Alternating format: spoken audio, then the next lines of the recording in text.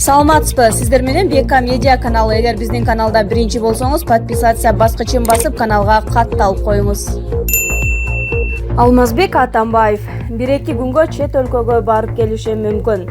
Кече 15-июлда мурунку президент Алмазбек Атамбаев Кой Таштагы үйүндө тарапташтары менен жолугууга чыгып, журналисттердин суроолоруна жооп берди.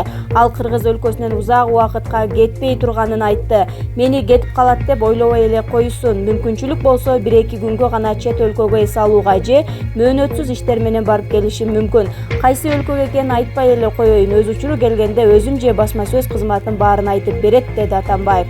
Мындан тышкары ал учурда ыр жазууга ыңгайлуу убакыт эмес экенин белгиледи. Жазылып бүтө эле ырларым бар, деди мурунку президент. Чык эшикке. Сооронбай Жээнбековдун портрети менен ойногон чиновниктер иштен айдалышы мүмкүн. Интернеттеги социалдык түйүндөрдө Бишкек мэриясына караштуу ишканалардын биринде эмгектенген кызматкерлердин президенттин портрети менен ойногон видеосу пайда болду. Кече 15-июлда мэрия бул видео боюнча маалымат таратты.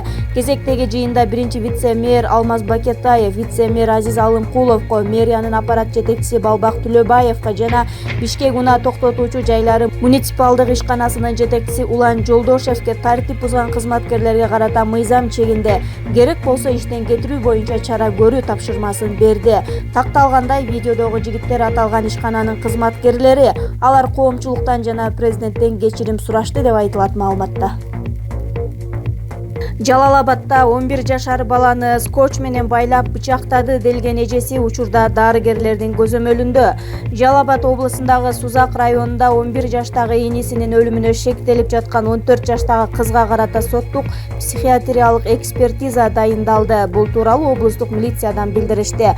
Маалыматка ылайык даярдалган экспертизанын жыйынтыгы качан чыгары белгисиз. Ал эми Эмгек жана социалдык өнүктүрүү министрлигинин маалымат катчысы Кымбат Кадыралиева шектүү кыз чоң атасына убактылуу өткөрүлүп бергенин айтты. Азыр кызга карата экспертизалар дайындалып жатат. Биз кыздан чоң атасы менен чогуу жашай турганын айтып сураганыбызда макул болгон. Негизи ал ошол адамга жакын окшойт, деди ал. Окуянын чоо жайы Сузак районунун Каңды айылында 8-июлда 11 жашар баланын мыкаачылык менен өлтүрүлгөнү маалым болгон. Маркумдун денеси өз үйүнүн кире беришинен колу буту скотч менен байланган абалда табылган. Анын денесинде 20дан ашык бычактан алган жаракаты бар экени аныкталган. Бул факты боюнча адам өлтүрүү беренеси менен иш козголуп, тергөө үчүн сотко чейинки өндүрүшкө алынган. Кийинчерээк баланын өлүмүнө анын бир тууган эжеси шектелип жатканы айтылды. Депутат Алмамбет Шыкмаматов Жогорку сот Өмүрбек Текебаевдин ишин изилдегенге дагы 1 ай убакыт керек дегени түшүнүксүз болуп жатат. Бүгүн 16-июлда Жогорку сотто Өмүрбек Текебаевдин иши жаңы жагдайлардын негизинде каралмак, бирок сот отуруму 21 августка саат 16:00 жылдырылды. Депутат Алмамбет Шыкмаматов соттук отурумдун эмне себептен жылганын айтып берди. Төрагалык кылуучу судья иш көлөмдүү иш менен таанышуу керектигин айтты. Жаңы жагдайлар боюнча тийиштүү суроолорду жибергенин, ишти изилдегенге убакыт керек деген жүйө менен сотту жылдырды. Биздин жактоочулар жаңы жагдайлар боюнча документтерди сотко 3-4 ай, прокуратурага 5 ай мурда берген, бирок дагы 1 ай убакыт керек дегени бизге түшүнүксүз болуп жатат, деди ал. 2017 жылдын 25 февралында башкы прокуратура тарабынан Атамекен фракциясынын лидери Өмүрбек Текебаевга коррупция жана алдамчылык беренелери боюнча кылмыш иши козголуп, ошол эле күнү УКМКнын тергөө башкармалыгына өткөрүп берилген. 26 февралда козголгон кылмыш ишинин алкагында Текебаев менен мурдагы элчи Дүйшөнкул Чотонов камалган. Бул иш боюнча Текебаев менен Чотонов 8 жыл эркинен ажыратылган. 3-майда Жогорку сот Өмүрбек Текебаев менен Дүйшөнкул Чотоновдун ишин жаңы жагдайлар боюнча кайра карап, үй мүлүктү конфискацияга алуудан тышкары өкүмдү өзгөртүүсүз калтырган. Азимжан Аскаровдун иши боюнча соттук отурум 30-июлда болот. 2010 жылда кандуу окуяларга байланыштуу өмүрүнүн акырына чейин эркинен ажыратылган Азимжан Аскаровдун иши боюнча соттук отурум 30-июлда болот. Бир дүйнө Кыргызстан укук коргоо уюмунун иши Кыргызстандагы жазык мыйзамдарын декриминализациялоого байланыштуу Чүй облустук сотунда караларын билдирди. Процесс алгач 16-июлга белгиленип, ишти кароочу соттук коллегиянын курамы толук эмес болгондуктан 30-июлга жылдырылган. Пробация институту тарабынан киргизилген жаңы жазык мыйзамдарына байланыштуу Кыргызстан жабык мекемелердеги оорулуулар, улгайгандар, аялдар, пенсионерлер жана балдар сыяктуу аярлуу топтордун өзгөчө муктаждыктары камактагы адамдардын укуктарынын стандарттарын жана гумандуулуктун бийик принциптерин альтернативаларды колдонуу менен дүйнө жүзүнө көрсөтүшү керек деп айтылат. Бир дүйнө Кыргызстан тараткан билдирүүдө Жалал Абадтык укук коргоочу Азимжан Аскаров Базаркоргондо 2010-жылда кандуу калабаны уюштурган деген айып менен соттолуп өмүрүнүн аягына чейин эркинен ажыратылган. Анын иши 2017-жылы Бириккен Улуттар уюмунун сунушу менен кайра каралып, Чүй областтык соту Аскаров улут аралык жаңжалды козутууга катышкан, Бишкек-Ош каттамынын 550-чакырымында мыйзамсыз жол тосууга аралашкан. Ал жерде топтолгон эл куралсыз милиция кызматкерлерине каршылык көрсөтүп, 10 чактысы жеңил, ал эми Мыктыбек Сулайманов оор жарат алып, жалданган адамдар кылмышын жаап жашыруу максатында анын сөөгүн өрттөп жиберген деп тапкан. Экотехинспекция: кой эчки кырылган жердин топурагы, суусу таза чыкты. Экотехинспекциясы кой козу жапырт кырылып жаткан айтылган Нарындын Солтон Сары жайлоосундагы сууну жана топуракты текшерди. Аталган мекеменин Тоо кен башкармалыгынын башчысы Жолдош Нурманбетовдун Азаттык радиосуна билдиргенине караганда, текшерүүнүн жыйынтыгы таза чыккан. Анын айтымында инспекциянын өкүлдөрү ошол аймакта кен иштеткен компанияны текшерүүгө барышаарын кошумчалады. Биз эртең менен ошол жакка чыгып жатабыз. Мурдагы анализ боюнча топурак менен суу таза чыккан. Бул жерде мамлекеттик ветеринардык жана фитосанитардык коопсуздук боюнча инспекциясынын да жумушу, адам фактору да болушу мүмкүн.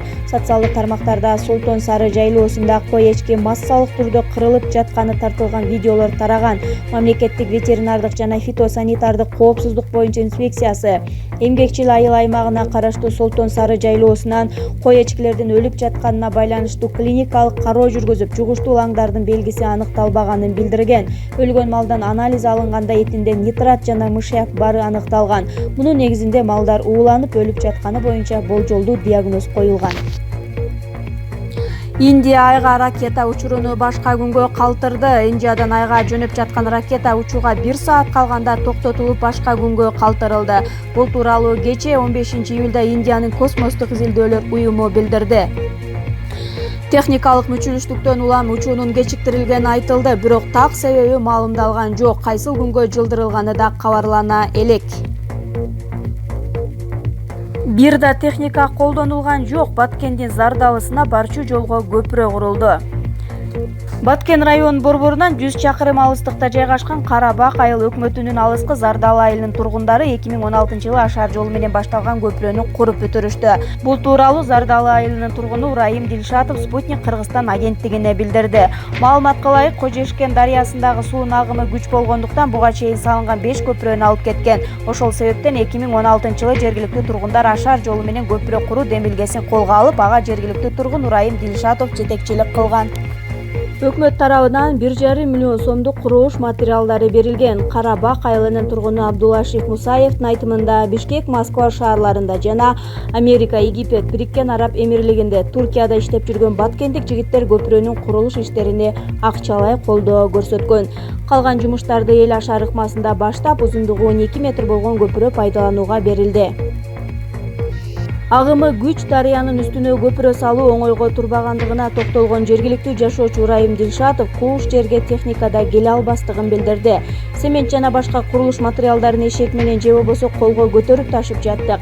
Ишке катуу киришип, күн сайын 50-60 жергиликтүү тургун таңзардан түн киргенге дейин ынтымак менен иштеп жатышты, дейт Дилшатов. Кылдаттык менен темирлерди кураштырып, дарыянын аркы жээгине кошкон жергиликтүү уста Урайым Саркаровдун эмгеги бааланып, анын аты көпүрөгө ыйгарылды. Архитектуранын чиймеси долбоору жок туруп көпүрө салуу бул жумок, тагыраагы муну жергиликтүү жигиттердин таланты десек болот, дейт Зардалы айылынын тургуну Алишер Жээнбеков. Зардалы айылына 2 гана жол менен барууга болот. Бийик ашуу аркылуу автоунаа менен жай айларында гана каттоого болот. Аска таштардын арасынан дарыяны бойлой жөө баруучу чыйыр жол гана жергиликтүүлөрдү сырткы дүйнө менен байланыштырып турат. Ал эми көчкү сел сыяктуу жаратылыш кырсыктары калган ары бери каттоосун чектеген учурлар кадимки көрүнүш. Зардалы айылына жашоочулар мындан 470 жыл мурда отурукташа башташкан. Ал айылдагы элдин кийинки тукумдары азыркы Карабак айылына отурукташып, бирок дагы деле ата конуштарын таштабай келишет. Буга чейин Спутник Кыргызстан Баткендин Зардалы айылындагы темир уста Нана Булжарбай.